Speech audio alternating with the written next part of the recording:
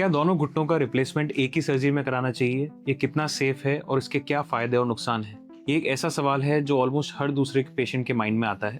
मैं हूं doctor Devansh Goyal. I am robotic joint replacement surgeon practising in Indore.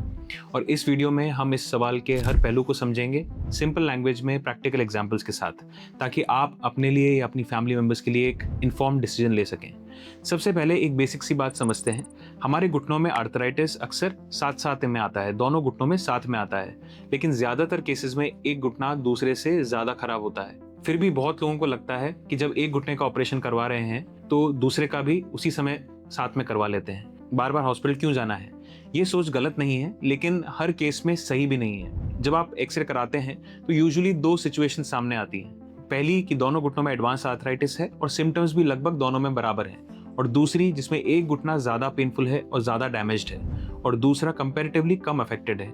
यहाँ पर डिसीजन चेंज होता है। अगर प्रॉब्लम सिर्फ एक घुटने में है तो सर्जरी भी सिर्फ एक घुटने की होनी चाहिए, लेकिन अगर दोनों घुटनों में प्रॉब्लम है और फर्क जो है सिर्फ 10 से 20% का है तो दोनों घुटनों का रिप्लेसमेंट कंसिडर किया जाना चाहिए। अब आते हैं ऑप्शंस पे।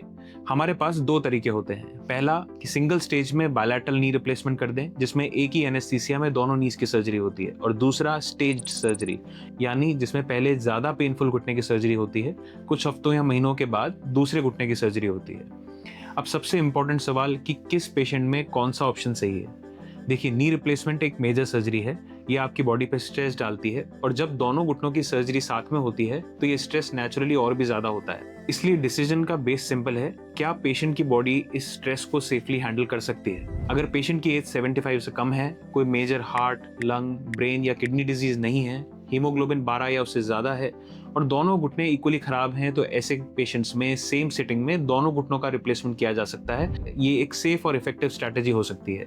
लेकिन अगर आपकी एज ज्यादा है, पेशेंट को सीरियस मेडिकल प्रॉब्लम्स हैं जैसे कि हार्ट डिजीज, प्रीवियस बाईपास या stent surgery, previous brain stroke या लंग में कोई क्लॉट की हिस्ट्री, तो ऐसे केसेस में सेफ्टी इसी में रहती है कि हम स्टेज सर्जरी करें, जहां पे पहले एक घुटने का रिप्लेसमेंट हो, पेशेंट रिकवर करे और उसके बाद दूसरे घुटने की सर्जरी हो। अब बात करते हैं फायदों की।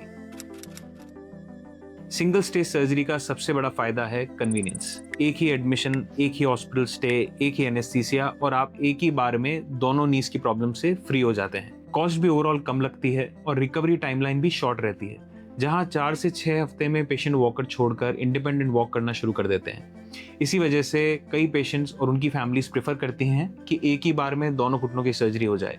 लेकिन इसी बात का एक दूसरा पहलू भी है जो कि इम्पोर्टेंट है। पेशेंट्स को ये डर रहता है कि दोनों घुटनों की सर्जरी एक साथ करा दी तो पेन ज्यादा होगा, फिजियोथेरेपी में मुश्किल होगी, और सपोर्ट के लिए गुड लेग यानी अनऑपरेटेड लेग नहीं होगा। और ये भी एकदम वैलिड कंसर्न है। लेकिन यहाँ पे एक इंपॉर्टेंट प्रैक्टिकल पॉइंट आपको ये समझना पड़ेगा कि अगर दोनों नीज ऑलरेडी खराब हैं और आप सिर्फ एक घुटने का ऑपरेशन कराते हैं, तो रिहैब के दौरान आप उसी खराब नी को सपोर्ट के लिए यूज कर रहे होते हैं, और रिजल्ट ये होता है कि रिहैब आपका स्लो हो जाता है। आपके एक घुटने का ऑपरेशन हुआ है और दूसरे घुटने में ऑलरेडी आर्थराइटिस के कारण खराबी है, तो वॉकिंग में स्ट्रगल होता है, वॉकर देर से छूटता है। जबकि अगर दोनों नीज एक साथ करा दिए जाएं तो रिकवरी ज्यादा बैलेंस्ड होती है और ज्यादा फास्ट होती है। तो फाइनल मैसेज बहुत सिंपल है, ये डिसीजन एक साथ या अलग अलग कराने का नहीं है। ये डिसीजन है आपके लिए सही क्या है और उस पेशेंट के लिए सही क्या है।